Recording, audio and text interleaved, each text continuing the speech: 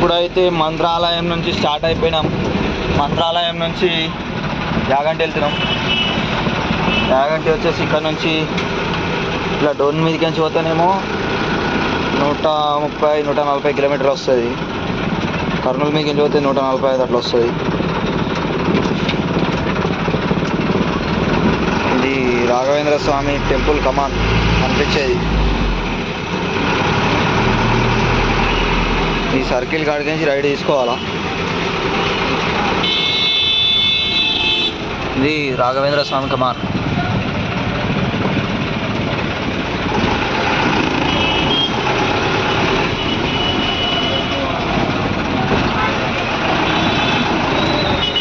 నేను రైడ్ తీసుకుంటే సీదా కర్నూలు వెళ్ళిపోవచ్చు. 21 కిలోమీటర్ అట్లా ఉంటుంది. ఎమ్మిగనగు